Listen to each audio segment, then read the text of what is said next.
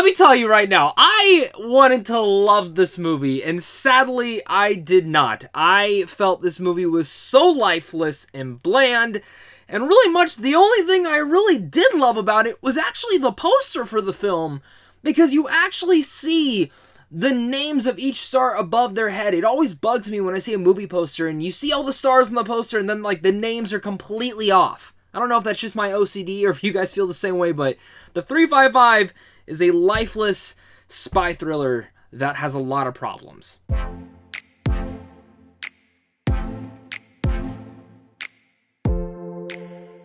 What's going on, buddy? Welcome back to a brand new movie review. Today we're going to be discussing the 355 in a non-spoiler review. And of course, this is about when a top secret weapon falls into mercenary hands, a wildcard CIA agent joins forces with 3 international agents on a lethal mission to retrieve it while staying one step ahead of a mysterious woman who's tracking their every move. It's directed and written by Sam Kinberg, who, if you know him, he was a pretty big producer, done a lot of stuff with the X-Men universe, and of course finished out the X-Men franchise with X-Men Dark Phoenix, which I thought was fine, had some decent moments to it, but again, just walked out fine, and that movie now looks great compared to this one. But let me say that this film does have an amazing cast that had me on board, which is Jessica Chastain, Lupita Nyong'o, Diane Kruger, Penelope Cruz, Sebastian Stan, Edgar Ramirez, and Bin Bing Fan. Now, I have been actually looking forward to this. I love Kick-Ass Women, I love Jessica Chastain, I love Lupita Nyong'o, and I love the rest of the cast. The fact that these women were going to be teaming up to be these badass spies, and I'm just getting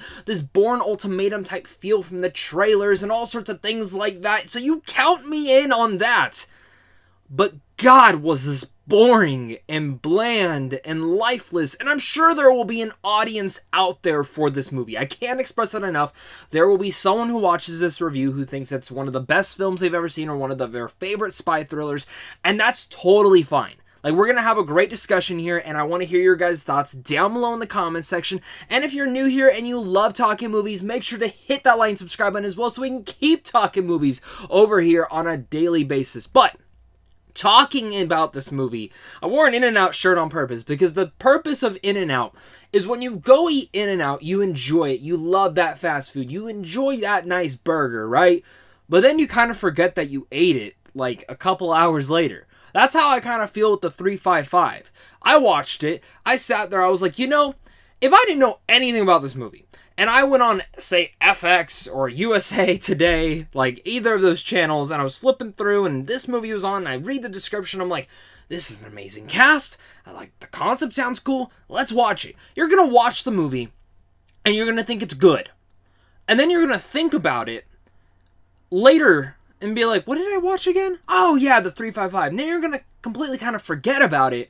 And then you're just going to think to yourself, yeah, that was fine. It could have been better, but it was just fine. And that's how I left this movie, was just feeling that it was fine. When in reality, this movie should have been great. You had everything laid out for it to be great, and I just feel like there is so much about this. But if you guys know me, I love talking about film appreciation, and I do want to start with my pros because I do think there are a lot of great elements in here that definitely hold the film, bar none, from being honestly shit. And that is thankfully because of the performances here. Jessica Chastain kicks ass. She's awesome in this movie, and I wish she had a vehicle for this, for a franchise that she truly deserves. Because the film pretty much feels like it's building up to have this next nice spy thrilling franchise, but it never gets to that point to where you want that next one. I sat there just waiting for the movie to get over, and I know I'm talking about the film appreciation part, but I really loved Jessica Chastain in here, and I thought she was great.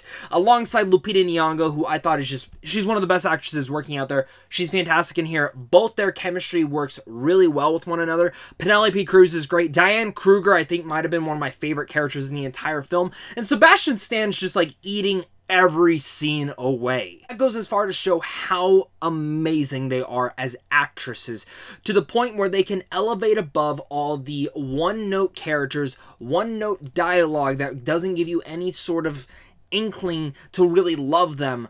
But I did love them because of their performances and really much just because of who they are. I thought it was great to see them in here working alongside one another. This is the thing, with spy movies, if it's not great, I'm not going to get into it. And that's one of the things about this movie, but I will give credit where credit is due.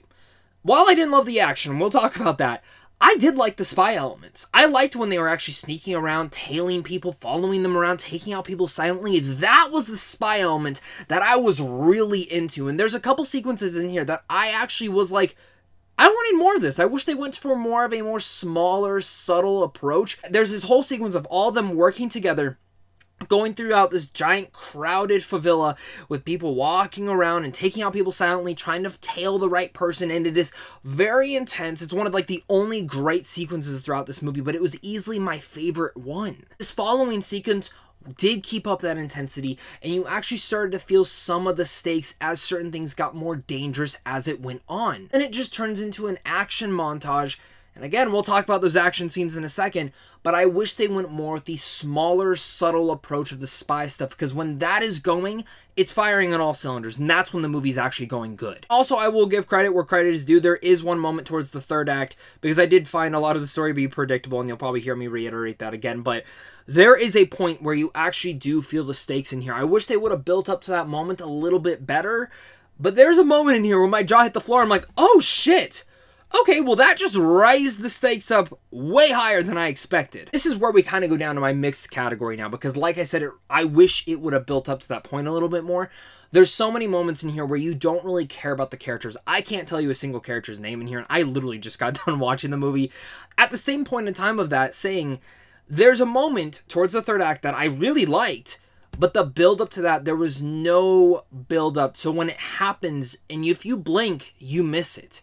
And it's a jaw-dropping moment. But for me, in that moment, I was sitting there going, God, I wish I loved these characters, because I would have just been very emotional at what just happened on the screen. While I do think the story is at least decent enough to enjoy it, it's never truly engaging, and it feels lifeless in those avenues because you can't get on board with these characters because you don't know anything about them. They're held at arm's length almost the entire way through, and again, the one reason you're cheering for them is because of the actresses and their performances. Like I mentioned, I really dug the spy sequences in here, but when they actually started going and fighting and shooting, the editing was so jarring at times that it just feels like it was trying to be a wannabe Bourne Ultimatum, and I don't know why we keep doing shaky cam. Stop doing shaky cam. Because when you're just shaking the camera like this and it's going everywhere, it doesn't work for the film, and you can't see all the great stylized fight choreograph going on. Don't get me wrong, like there were certain action sequences in here where I was like, okay, this is great, and then you cut, and then you cut, and then you cut, and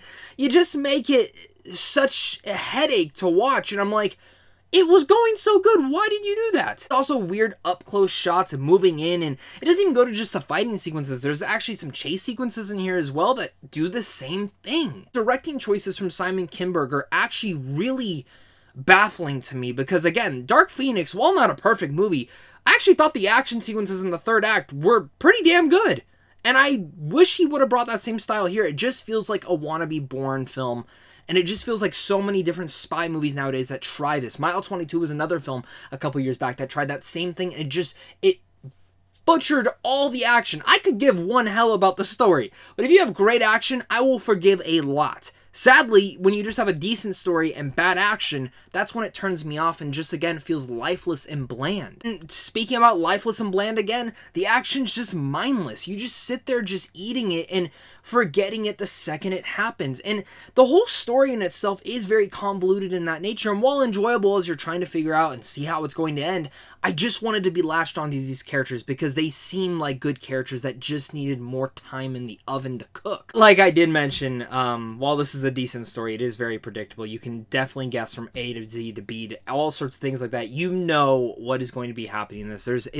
This is a script that definitely, even though I speak about the film itself needing more time to cook, the script needed more time to cook. This feels like a very first written draft, and I'm kind of shocked that these actresses were on board for it.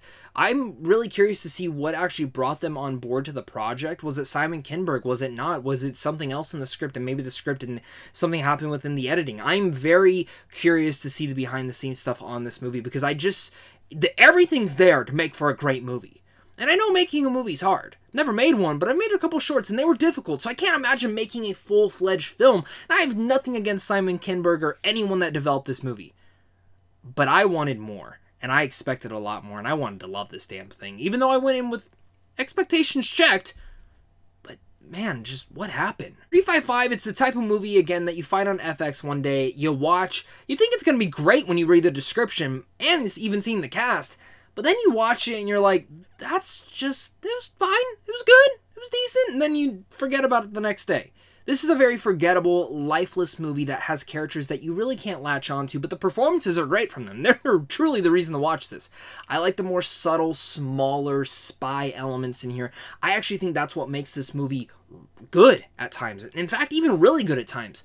But when you count in this convoluted story that at times just really brings out these one-note characters that you don't care about, and they have these jaw-dropping moments that are great, but no build-up to that. There's no suspense or intensity to it at all, really, throughout its 2-hour runtime. And when you can't mix in a great action either, it just, again, feels lifeless and bland. Enough here for a one-time watch. But after that, I will never think about this movie again after I'm done editing this video and posting it. Like, this will be it for me. I didn't hate this movie. I didn't love this movie. I didn't even like this movie. I just thought it was fine. Like, I will never think about this movie again, and that's why I'm going to give the 355 a D+. One reason I'm giving it that D+ is because of the performances and some of the smaller spy elements. That's really it.